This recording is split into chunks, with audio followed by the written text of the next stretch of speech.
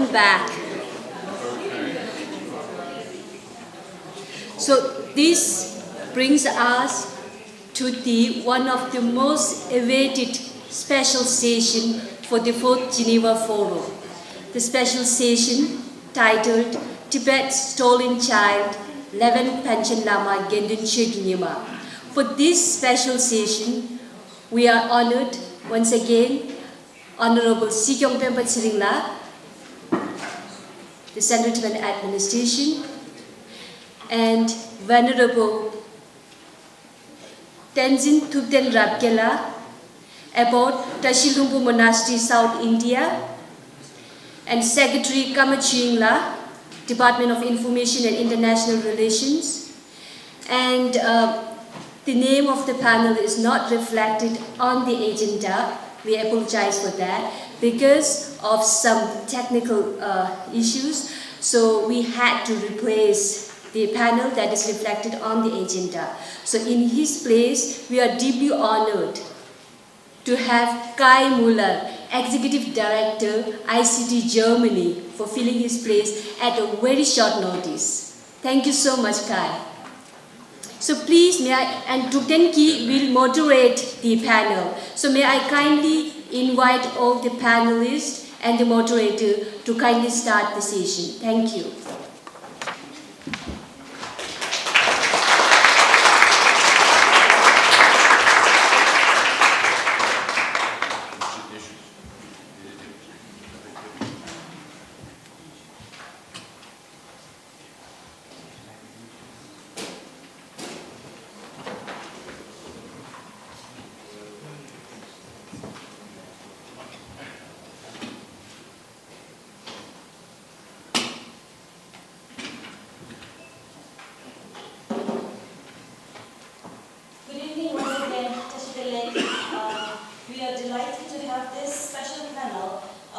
Titled Tibet's Stolen Child, the 11th Panchen Lama Gendun Chögyima of Tibet. For this panel, we have very distinguished speakers, as Pandita has already mentioned. So, without further ado, I would request Secretary of Department of Information and International Relations, Mr. Kamaching, to give a brief overview about this panel.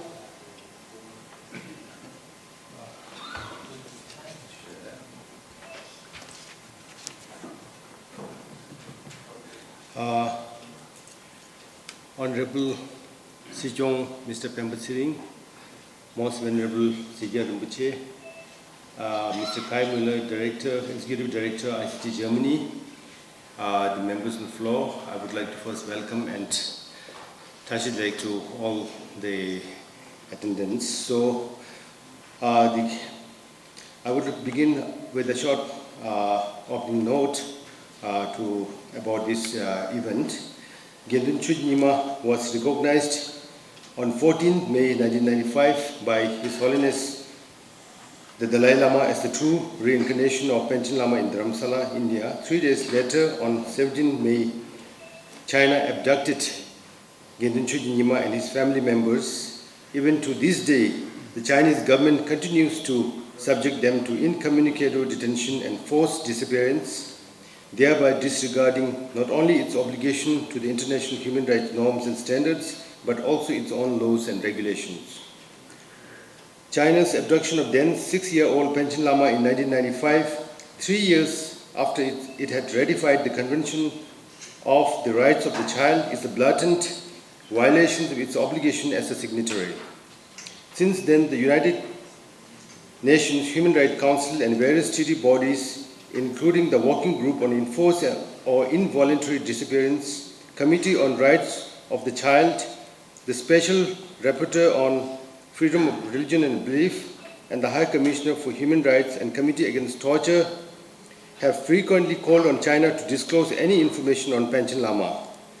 Despite repeated calls by the United Nations Special Rapporteurs and treaty bodies, China has continuously refused to divulge any sufficient or satisfactory response to the queries on the well-being and whereabouts of Panchen Gendun Chögyima as well as his family. The case of Panchen Lama is still open and remains one of the unresolved cases at the United Nations. On 25th April 2020, observing Panchen Lama's 31st birth anniversary, the Central Tibetan Administration launched a month-long global advocacy campaign to amplify the call for the release of Gendinchu Nyima and his entire family.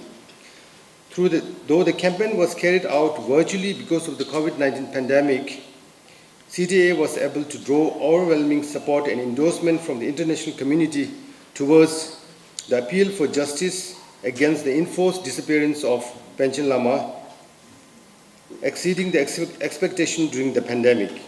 The CTA, through its Offices of Tibet, met with and submitted Panchen Lama advocacy documents to government officials, parliamentarians, and various international rights organizations.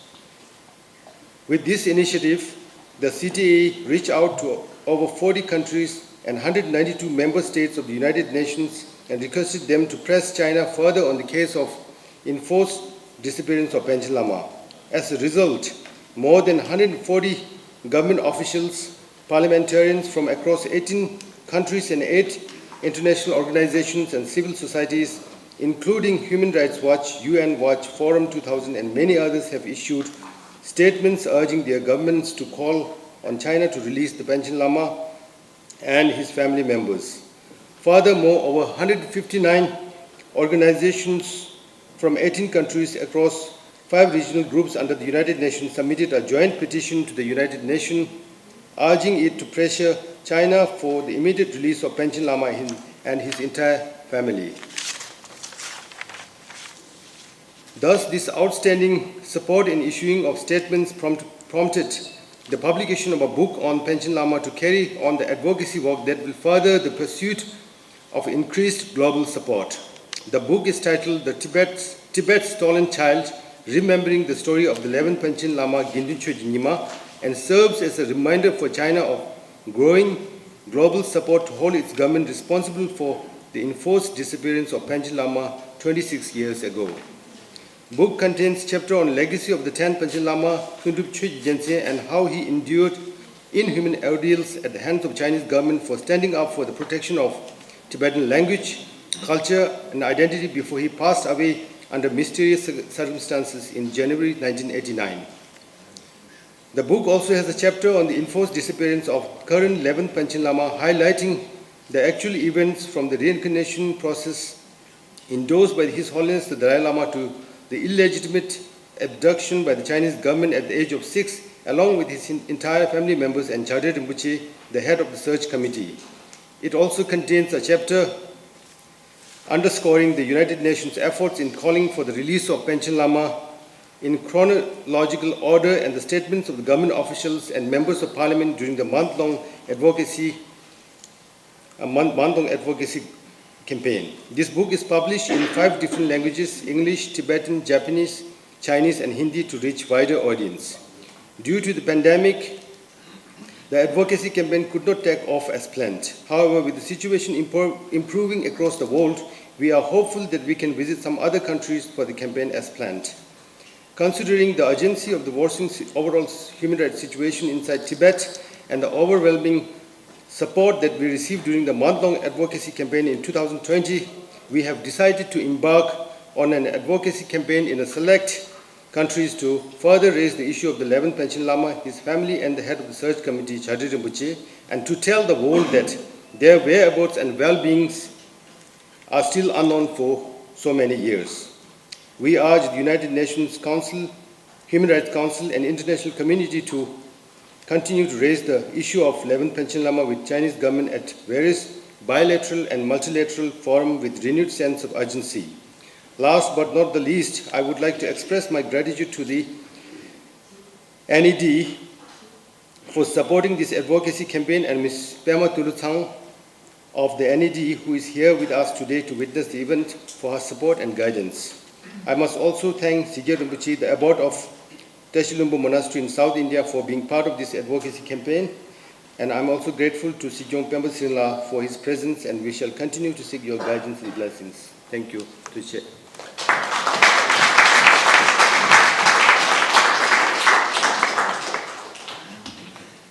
Thank you very much, Kamala, for providing a brief glimpse of CTA's efforts in advocating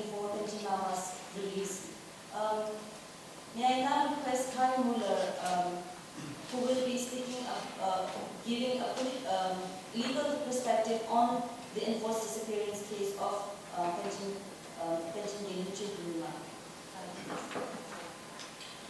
Thank you very much for having me here this afternoon. And indeed, I think it's, for me as the only non-Tibetan on this panel, it's only remotely possible to grasp, I think, the enormity and meaning of this crime. Nevertheless, I would like to offer some thoughts in a legal, if not legalistic, perspective. Tibet's Panchen Lama Gedun Nyima disappeared in May 1995 and has not been seen since. That is 26 years ago, an enormously long time. The 1992 Declaration on the Protection of All Persons from Enforced Disappearance in Article 17 stipulates, I quote, "Acts constituting enforced disappearance shall be considered a continuing offense as long as the perpetrators continue to conceal the fate and the whereabouts of persons who have disappeared and these facts remain unclarified." Quote end. The crime of enforced disappearance as defined in the Declaration on the Protection of All Persons from Enforced Disappearance, which I just quoted, and which is also mirrored by the 2006 Convention Against Disappearance, is therefore a continuous crime until the fate or whereabouts of the disappeared person becomes known. Accordingly, the enforced disappearance since 1995 of Gedun Nyima is a continuous crime with a victim and with perpetrators. Gedun Nyima and his family on the one hand, and as perpetrators, those who ordered and carried out the disappearance at the time, and the ones who are responsible over time and today for concealing the fate of Tenzin Shirki Nyima. Those are the relevant representatives of the Chinese authorities at the time, over time, and today. This fact should be very clear to the international community. Again, I'd like to quote from the preamble of the declaration. I quote, "Considering that enforced disappearance undermines the deepest values of any society committed to respect for the rule of law, human rights and fundamental freedoms, and that the systematic practice of such acts is of the nature of a crime against humanity." Article 1. A further quote in Article 1. "It constitutes, the enforced disappearance constitutes a violation of the rules of international law guaranteeing the right to recognition as a person before the law, the right to liberty and security of the person, and the right not to be subjected to torture and other cruel, inhuman, or grave or degrading treatment or punishment. It also violates or constitutes a grave threat to the right to life." This underlines the enormity and the meaning of this crime, of this abduction of the Panchen Lama. And that is why, over the time, numerous United Nations independent instruments and governments have raised this crime, this violation of international law, with the perpetrator, the Chinese government, that is, with those responsible for the continuous offense this disappearance constitutes. Among them were, and are, the Committee of the Rights of the Child, the Working Group on Enforced or Involuntary Disappearance, the Special Rapporteur on Freedom of Religion or Belief, and the Committee Against Torture. Furthermore, in the past, the High Commissioner for Human Rights, respectively Mary Robinson and Louise Arbour, have raised this case. I would like to note that most recently, in a June 2020 communication to the Chinese government, the following human rights experts have raised the case of the Panchen Lama with the Chinese government: the Working Group on Enforced or Involuntary Disappearance, the Working Group on Arbitrary Detention, the Special Rapporteur in the field of cultural rights, the Special Rapporteur on minority issues, and the Special Rapporteur on freedom of religion or belief. They stated the following: I quote, "The disappearance of Mr. Gedun Chökyi Nyima has been raised with Your Excellency's government multiple times by special procedures mandate holders. The UN Committee on the Rights of the Child has also requested China to allow an independent expert to visit Mr. Gedun Chökyi Nyima to confirm his whereabouts and verify the fulfillment of his rights. We note that Your Excellency's government, the Chinese government, has expressed on several occasions its support for the international community's efforts to eliminate and prevent enforced disappearances, including at the Human Rights Council, which China did. We thus reiterate our demand for Your Excellency's government to provide prompt and detailed information on Gedun Chökyi Nyma's whereabouts, and we endorse the CRC's, the Child Rights Committee's recommendation to allow an independent monitor to visit him to confirm his whereabouts and the extent to which he is able to enjoy and exercise his rights. We also appeal to Your Excellency's government to ensure that Tibetan Buddhists are able to freely practice their religion, traditions and culture without interference." Quote end. Notably, the communication also cites for the first time, as far to my knowledge, with regard to the Dalai Lama, when it says, "Furthermore, quote, there is fear that the Chinese authority will identify and appoint the successor of the current Dalai Lama against the Tibetan traditions and the wish of Tibetan Buddhist communities." This is remarkable because it alludes for the first time on an international level to the issue of the next reincarnation or the successor of the present Dalai Lama. The recommendations contained in this communication, as previous similar recommendations by independent human rights experts, should continue to be brought up in communications to the Chinese government by UN, expert bodies and governments alike.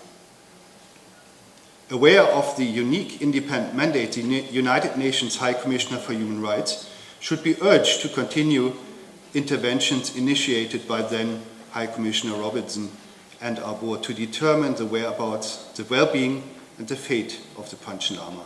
Michelle Bachelet, the current High Commissioner, when traveling to the PRC, if this so happens, should raise the Panchen Lama with the Chinese government. And the High Commissioner should not only raise the case and reiterate the many recommendations made, she should make clear that this disappearance is particularly unacceptable since it involves a 6-year-old child and his family. Needless to say, the Chinese government should sign and ratify international legal instruments, and finally release the Panchen Lama and the many others that have been disappeared, Tibetans, Uyghurs, Chinese. It is well known to this audience, I believe, what, as an example, the Chinese government stated in 2013 at the Child Rights Committees. They said, "Gedun Chökyi Nyima lived like any other ordinary Chinese citizen. He had received compulsory and higher education in China and was leading a healthy, normal life. He and his family had expressed the wish not to be disturbed by outsiders, as they feared they might seek to use him for political motives." Quote end. If that were the case, why cannot then an independent observer ascertain his health and hear from Gedun Chökyi Nyima himself? At this stage, the case of the Panchen Lama remains an outstanding one to be resolved for the United Nations human rights mechanisms, who have made numerous interventions to stop China's continuous crime of enforced disappearance. In this search for the Panchen Lama by the UN human rights mechanism, the central question has not been answered. Where is he? We can nevertheless conclude that China had been compelled to provide information on his status, from which assumptions can be made. Yet, without the world actually seeing the Panchen Lama alive, China's claims can only be considered contradictory, suspicious, and incomplete. Apart from urging the Chinese government to disclose the whereabouts of Gedun Chökyi Nyima and to allow independent monitors to visit him, one thing should not be forgotten. Both the Declaration and the Convention Against Disappearance stipulate that disappearance be a punishable offense and those responsible for it to be brought to justice. This ultimately means that those responsible are to be held accountable ultimately.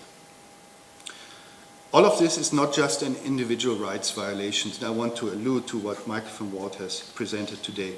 It is also a violation of collective rights, as the cultural right of the Tibetan people, as religion is an integral part of the Tibetan culture, and as a right to appoint religious clergy is a recognized principle of freedom of religion or belief.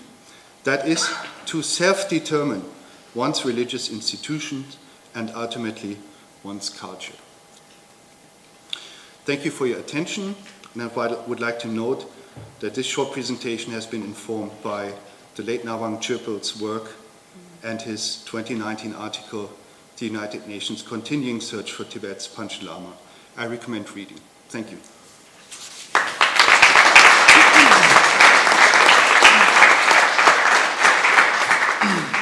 Well, that was a very detailed explanation on the enormity of the crimes committed against Panchen Rinpoche Nyima and his family and to the Tibetan people and Buddhists around the world to a greater extent, committed by the Chinese government as per the various UN conventions that Kai has mentioned. So thank you very much, Kai.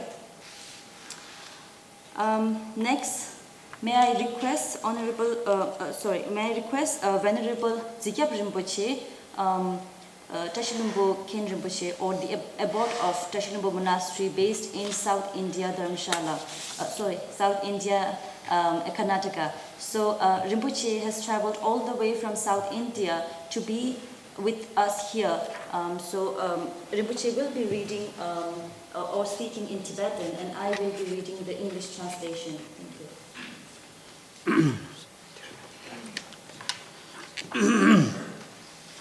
Chino Gonsa Kemwe Jomachola Ya, Kuchango Tan Tone, and the Tari Geneva Lingde Di Nang Ya Chigu, Tatsoden Di Nang Chigu Naweke, Upi Mijinzugi, Sigon Pende, Sigon Konga Pemba Sin Chodang, and the Hanashi Kusha Kai Muller, and Upi Mijinzugi Chiri Junjikon Kamachila, and the Hanashi Soyon Judena, Zebe, and the Peggy Zadui Chetal Hassan Samegi. Any capture Nangi, Kunja Yonglia, some G Dang, and a Quincy Benjamin Nedindi, Peda Himalaya, some to Masebe, some Nichilia, Kanechin Muchitari Metolia, Shugu Kokab Nawatel, Shijini, Desatashilibu, Combatang, Teranashi, Jay, some make it subshude in Tawane Tujiches, Shugui.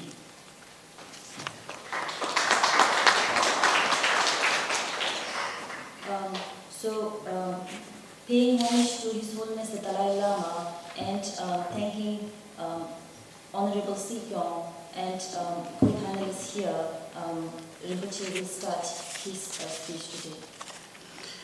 Quincy Pension Rinpoche Choni, Pigu Nangden Chulugi, Luguna, Sangye Wamik, Namju to Iche Shushin, Tebe, Longo Kaja Kashena, Quincy Pension Kunjan Rimje Namgi, Dread, Nangor Chojo the David, Labjing, Zavakang Nawe.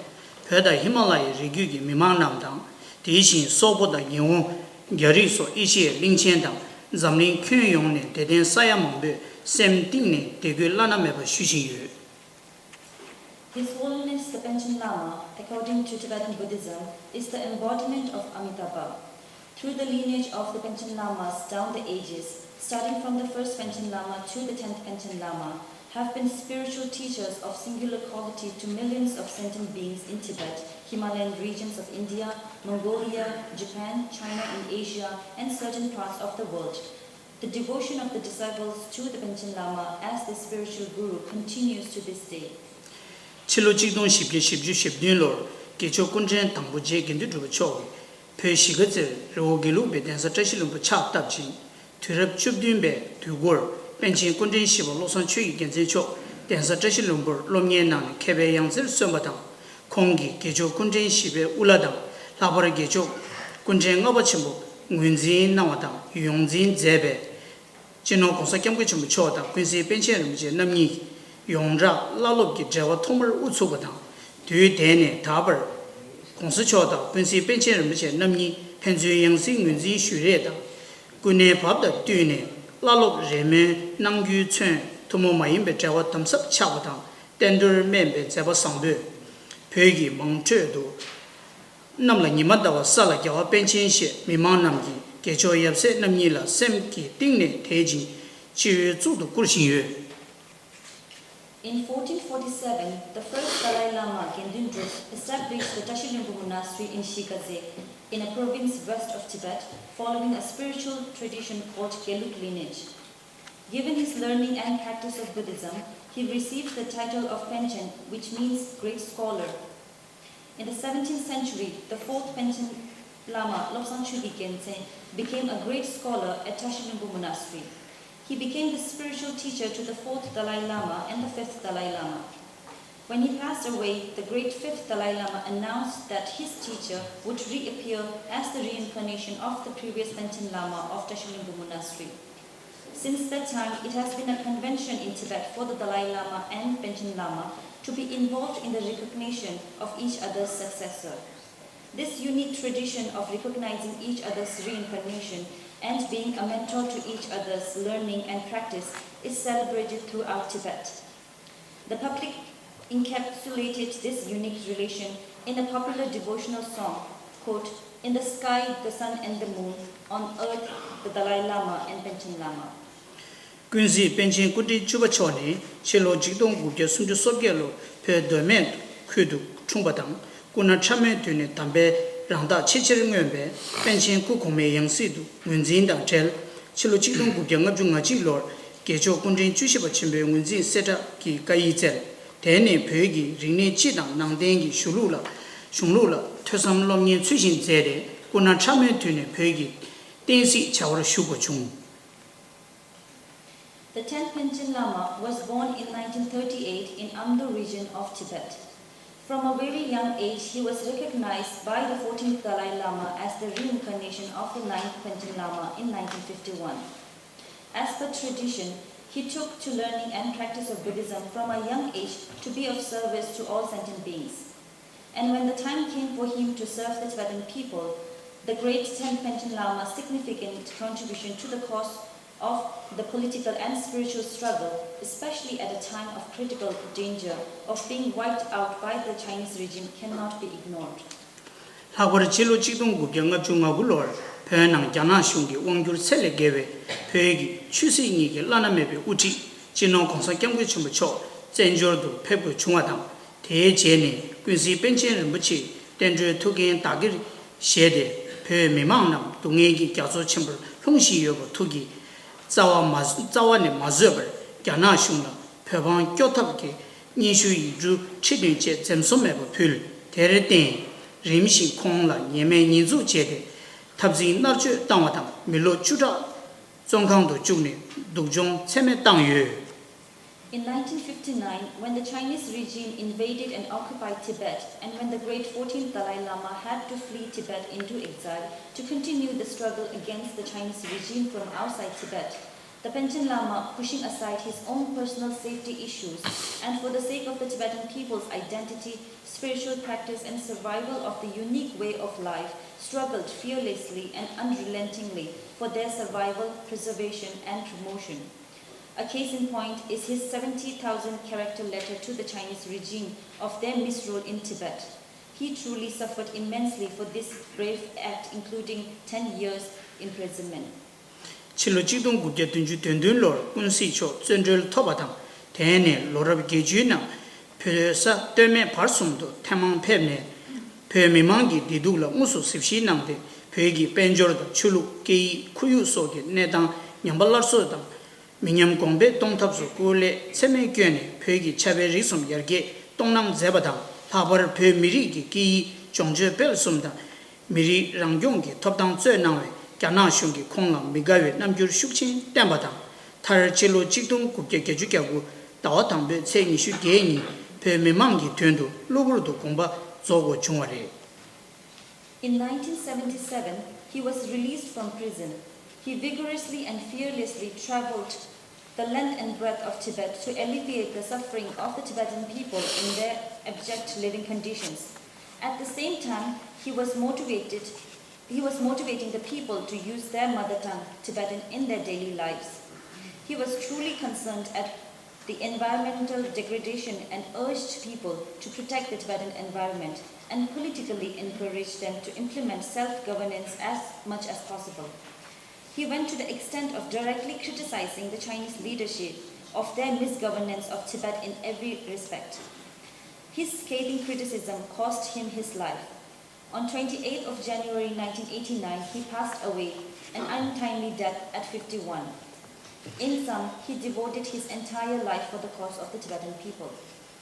Kuzi penchen kundin chuba chimbo komba zoje, shije densa chashilumbu, zogyur peri mimang yone, chino kongsa kiamkwe chimbo chole, kongi yangsi chume ngunzi, yongtab kiamju shubashin, kongsa chone kya, ngargi kyawa yepse namnyi ki penzu yangzi, ngunzi shure da lalob ki chawar, mikse shik yoba lugyu kyabchong, tsenden wo, pegyu nangden ki chugu ngunzi shukyu chulu ki chewa yongzo, kurimshi laktar nangtar, chilo chikdong gupke kuchu konga dawa ngabe tse chubshi nyi, pe nakchul hari zongdo chube, chungbe kiwo kendu chugi imacho, penchen kundin chube yangsi, chume do ngunzi seda kyang nambare. After the passing away of the 10th Panchen Lama, spearheaded by the Tashilumbu Monastery in India, along with the general public, supplicated His Holiness the Dalai Lama for the genuine reincarnation of the 10th Panchen Lama. As per tradition, His Holiness the Dalai Lama took steps in finding the genuine reincarnation by communicating with the search party in Tibet. In the process, on 17th of May 1995, after performing extensive analysis of the selected candidates, coupled with performing divinations, His Holiness the Dalai Lama formally recognized a 6-year-old Gendin Chökyinima, born on April 25, 1989, in the Lhari district of Nakshu, Tibet, as the 11th Panchen Lama.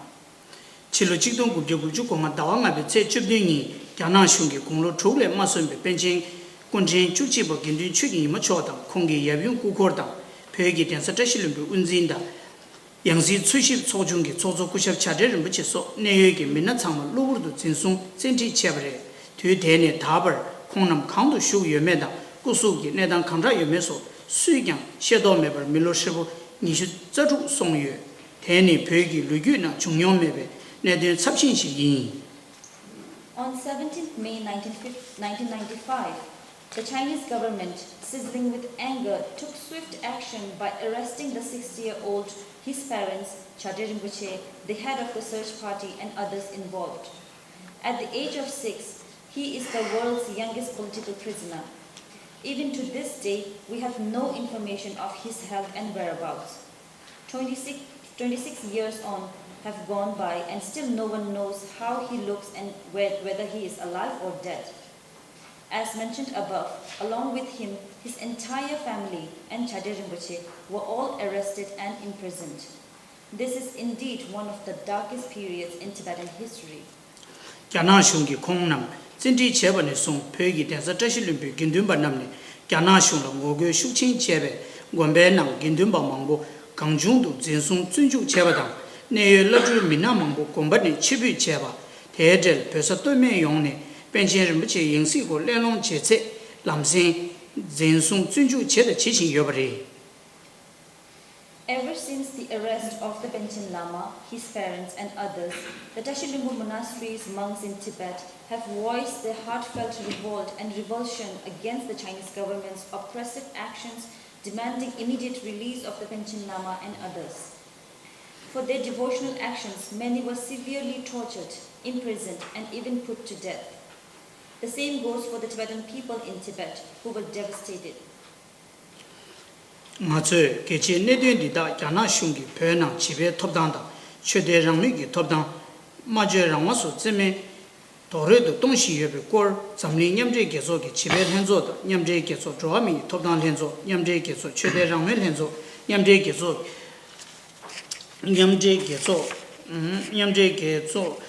gi karsong chame do gyobe mine nedun kor ki lenzo, keji nyenyang soba sola, ngoyo radyo ki shudu rinpa cheba dang, Labararida, Canada, Europe, Shar Ishi, Kekamambu, Shungeda, Joso Chiki, Nedun Digo, Samchir Shuchi, Tanda, Dongshi, Yugang, Tadong Yana Shungi, Digo Mizum Kona Chevale, Moyo the Tumbe, Lendip Chigang, Chenyome. In exile, ever since the captivity of the Panchen Lama, we have voiced our anguish against the CCP on key issues such as the rights of the child, the right to one's religion and practice, and the right to freedom of speech and expression and other fundamental rights of the Tibetans, and continuously appealed for support.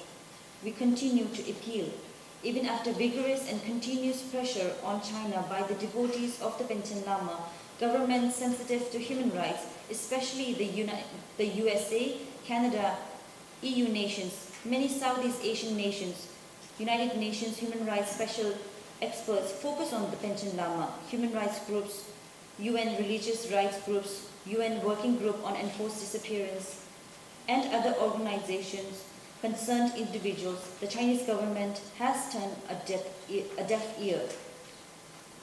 Tata Kunsi Pension Gindu Chugi Nimacho, Konglo Sumju Sumni, Peggy Yang, Kongi Nedan Jishi Zawan Shigi Mebadang, Hawara Kongla Rawanton, Sense of Lobjon Nangu Koka Mebadang, Kushav Chatter and Buchicho, Kongrang Gechu, Gay Yube, Kongi Kusu Nedan Kandra Yumeda, Tana Kutsuchu Yumesogi, Nedan Zame, Shigi Me, Dorna, Kongnam, Mimbe Tsongangdo Junin, Roami, Chisongi, Tsawaki, Top Down Titu Zame Meber, Miloshibu Nishu Zajula Songwe, Maso Loreni, Loreshi, Sems up Cheru Joshindu. Today, the Panchen Lama is 32 years old. He has no freedom and opportunity to study the Buddha Dharma.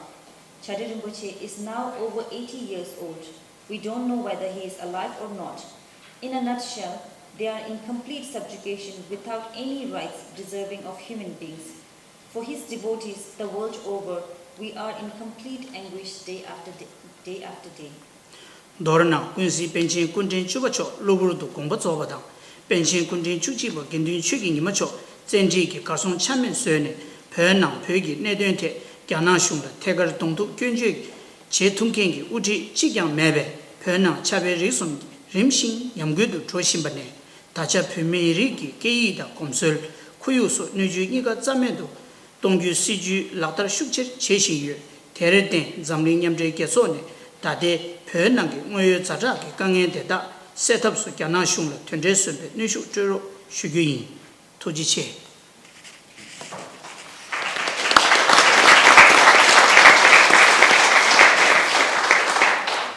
In a nutshell, the 10th Panchen Lama died suddenly under suspicious circumstances.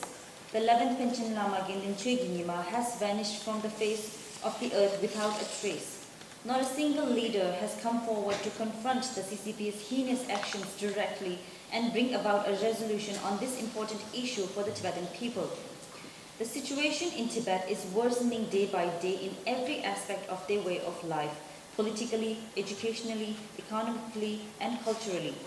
Today, the vital organs of a people, the language, the very way of life, the environment, are fast deteriorating into oblivion.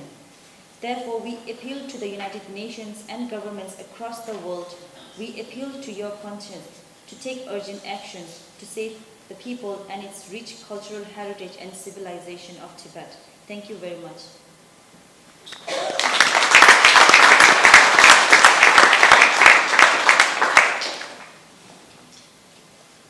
Thank you very much, Geneva Rinpoche.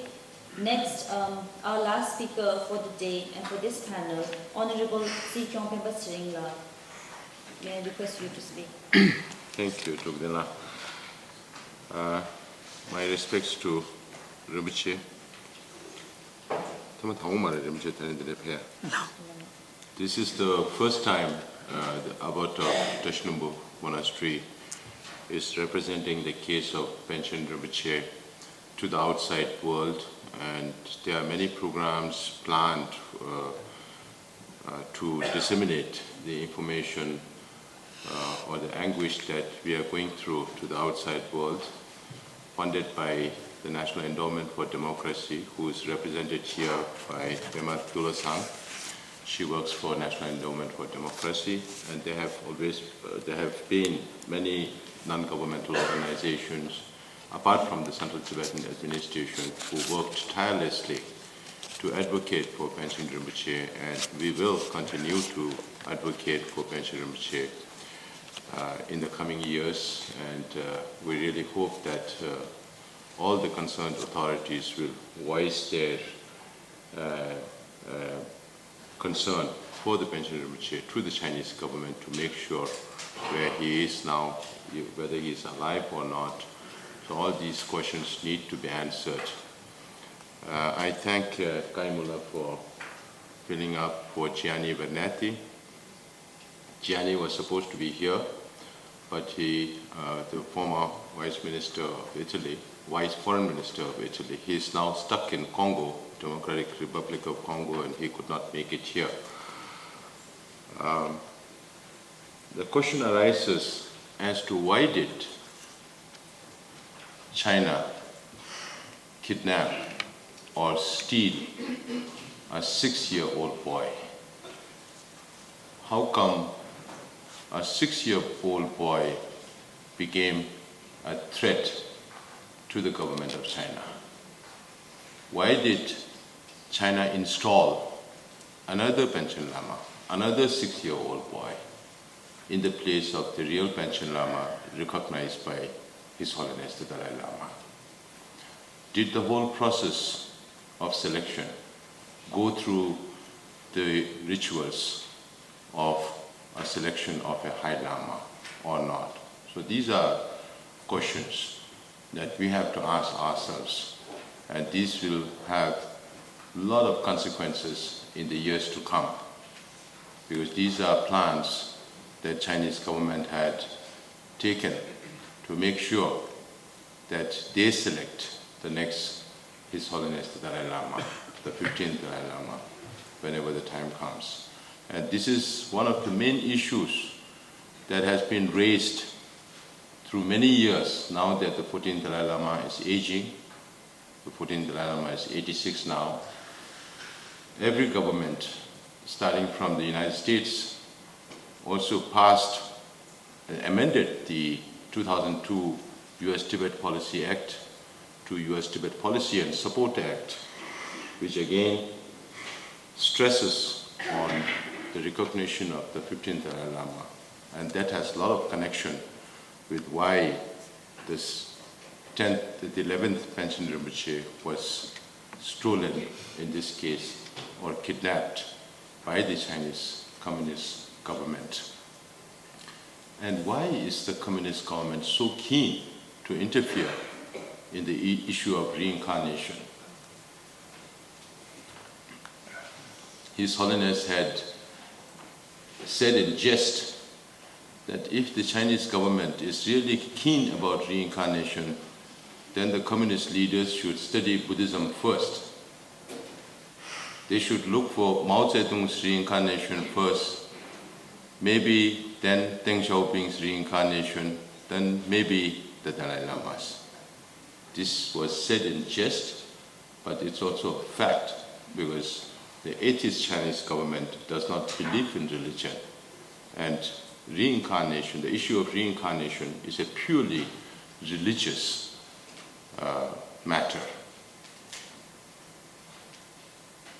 The first, one of the questions as to whether the Panchen Lama, Gyaltsen Rinpoche, installed by the Chinese government, did Chinese government go through the rituals as prescribed or not? Was the golden urn selection process itself a religious practice or not? The golden urn, selection through the golden urn of a High Lama, was introduced only in 1793 during the lifetime of the 8th Dalai Lama. The Chinese army was invited by the Tibetan government at that time to support the Tibetan army to fight against Nepalese incursions into Tibet. And on their way back, for supposedly to help the Tibetans in administrative matters, the Manchu emperor at that time introduced the golden urn. But there had already been 8 Dalai Lamas before that. There have been that many numbers of Panchen Rinpoches before that. There was never ever a golden urn ceremony. In case of His Holiness the Dalai Lama, the 9th, the 10th and the 13th Dalai Lamas were not selected through the golden urn. Only the 11th and the 12th were selected through the golden urn. Even the 12th was pre-decided by the Tibetans through rituals, through spiritual rituals, as prescribed. Only the 11th Dalai Lama was selected through the Golden Urn. The selection of the 11th Panchen Lama through the Golden Urn itself is shrouded in mystery.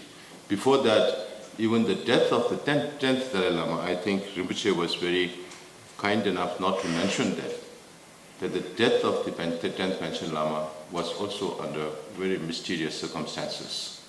There was no post-mortem done. He was very healthy before that, and he died so suddenly.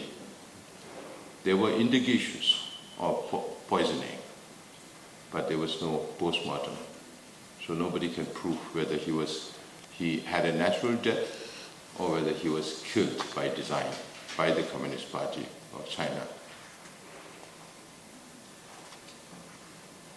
Arjun Rinpoche, who was the abbot of Kumbun Monastery in Tibet, who later escaped and now lives in the United States of America. I know him personally very well, and he had written a book about the selection of the Panchen Lama. The one that was selected by the Chinese government in the list of 3 6-year-old boys, they had put something below the name of the boy who was selected by the Chinese government that is a little above the other 3. So this was all designed by the Chinese government to make sure that the selection made by His Holiness the Dalai Lama, the real Panchen Lama, Khenchen Chujima, was not selected, or purposely not selected. The Golden Urn ceremony itself was fraudulent. It was all pre-planned. So there lies the question of the legitimacy or the authenticity of the Panchen Lama that is selected by the Chinese government and who is being trained by the Chinese government, and to make sure that he is responsible for the selection of the next Dalai Lama whenever that time comes. So in the meantime, the real Panchen Lama, Khenchen Chujima, as Rinpoche and all other panelists mentioned, we have no idea where he is. We don't even know whether he's alive or not. Even if he's alive, he has not been provided the kind of education that a Panchen Lama should receive, thereby incapacitating the real Panchen Lama to perform the duties to serve the sentient beings. Completely incapacitated. He is not given the education that he needs. Even if he is alive today, even if he were to be, even if through the pressure of the international community tomorrow or any time, the Chinese government decides to say that Panchen Rinpoche is alive and that he is here, even if they show it to the whole world, he has been incapacitated to perform his religious duties because he is not educated in that manner. Therefore, it is very much a political decision by the Chinese government to interfere in the reincarnation of lamas. That is why they also adopted this Order number 5 in 2007 regarding the reincarnation of lamas. An atheist government who does not believe in religion, who has no idea of what life after death is, because to believe in the process of reincarnation, one has to believe in the philosophy of life after death. And it's up to the individual, not the communist government, to decide where the Lama would be born. So I'm sure by now everybody knows that it is by design, it is for political reasons alone why a 6-year-old boy in 1995 became a threat to the Chinese government, and why not just him, but his whole family disappeared including the Lama who was in charge of looking for the reincarnation of the Panchen Lama. The opaqueness of the Chinese system allows that. The responsibility that the international community took was not enough to pressurize the Chinese government, even to get an idea of where he is, even to get an idea of whether he is alive or not. That is what communism is all about. I have always said that communism is built on lies. And one famous Indian socialist leader also said that communism is built on lies. They always keep lying, the Chinese government. They hide the facts. I remember about 10, 15 years ago when we were advocating for Tibet in the European Parliament, the Foreign Affairs Committee, they told us, you have to come back again and again to update us about what is happening to Tibet. Because Chinese government keeps sending delegation after delegation after delegation. Some are political delegations, some are agricultural delegations, some are scientific delegations, but they keep repeating the same thing, hoping against hope that if they repeat the lie 100 times, then that lie will turn into truth, which cannot, because truth cannot be altered.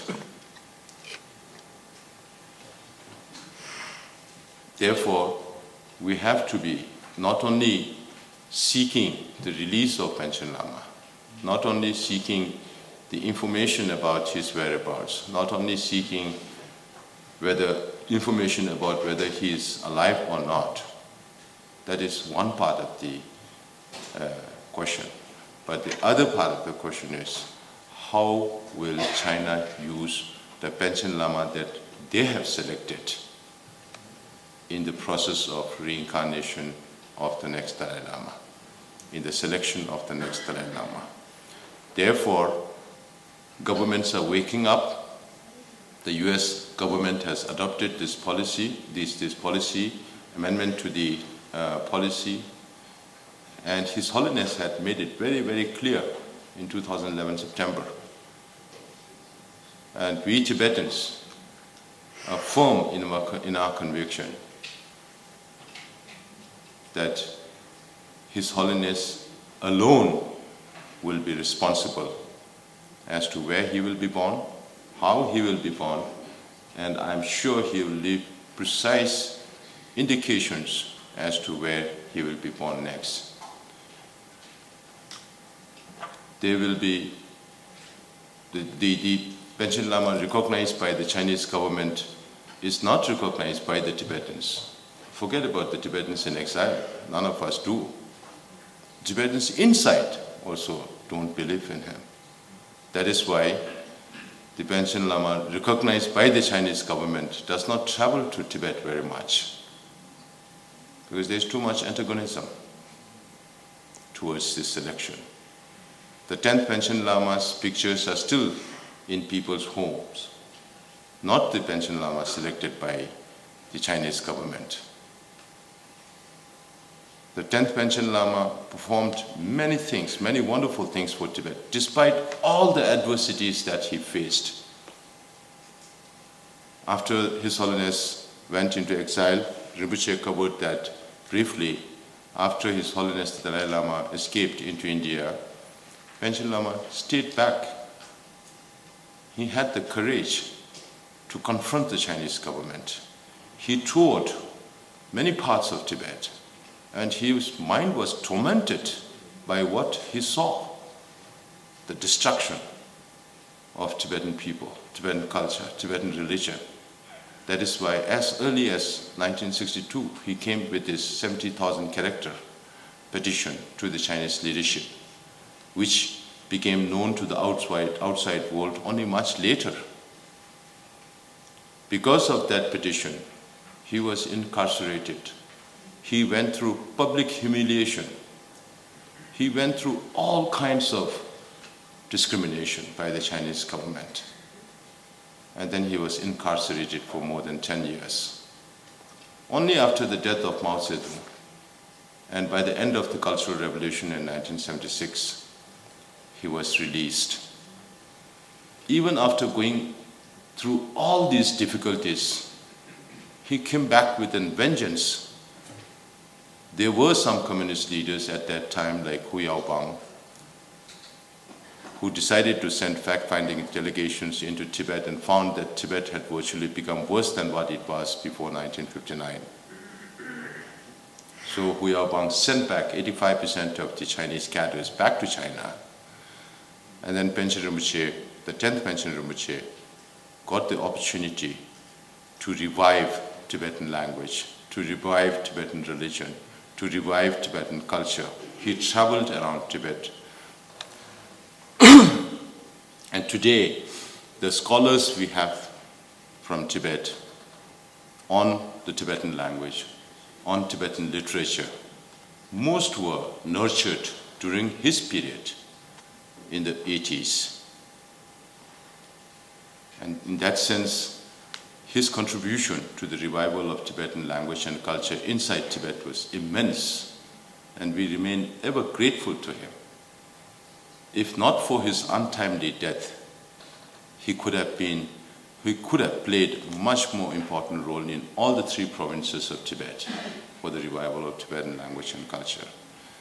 And sometimes when it comes to the Tibetan national identity, I was told that Panchen Rinpoche could be quite short-tempered. He replaced all the boards, school boards, all the office boards that were written in Tibetan into Chinese, that were written in Chinese into Tibetan. So he had that courage, he had that determination, even after going through all these difficulties. And therefore, Chinese made sure that the real 11th Panchen Lama cannot be seen, will not be seen, or will not be able to play to continue the work of the 10th Panchen Rinpoche. Because reincarnations come because they have to continue the good work of the previous reincarnation. And they come out of their own will, not imposed by the Communist Party. Therefore, I sincerely request the international community to adopt similar acts like the US government in reprimanding China, in the action they did on the Panchen Rinpoche, to seek his release, to let us know where he is. And then also beware of China's design in the selection of the next Dalai Lama. We will not a single Tibetan will recognize a Dalai Lama recognized by the Chinese government. I want to make that very, very clear. And His Holiness also has been very, very categorical in his statements that he will be responsible, he himself, because he is the person who is going to be reborn. So there is these twin messages. Release Panchen Rinpoche, let us know where he is. He was just a 6-year-old child when he was taken away. Please release him. How can you be so cruel? A government who is supposed to govern, provide happiness to people, brings so much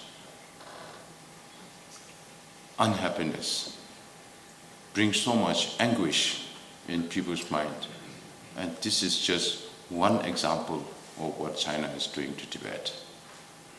And I really hope that the international community will come together to seek the release of Panchen Rinpoche. Thank you very much.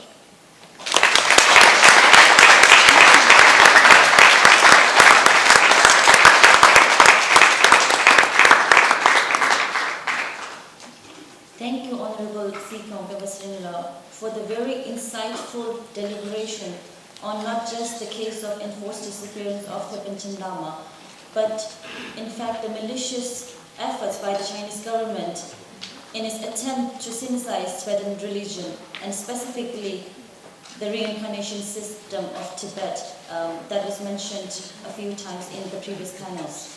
So thank you very much, Kumasikyong. I would also like to thank all the panelists here for their very detailed and insightful presentations. May I request all the panelists to please showcase the two books. We have the two books, Tibet's Stolen Child, in English and Tibetan. The English version are available outside, so when you walk out, please grab a copy. With this, we have come to not just the end of this panel, but the end of today's, the first day of Geneva Forum. But before we end, may I request Kumasikyong to please present a scarf to Kai Muller.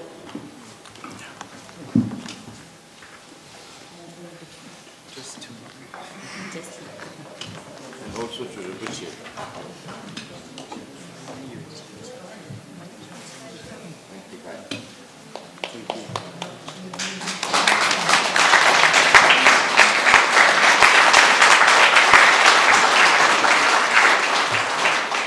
And to Rinpoche's.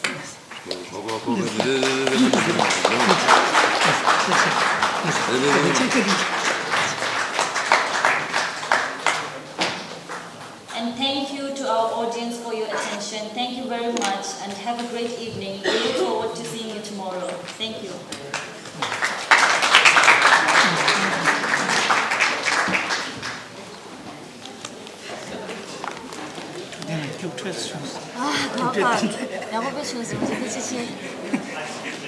이때는 제만 힘들다.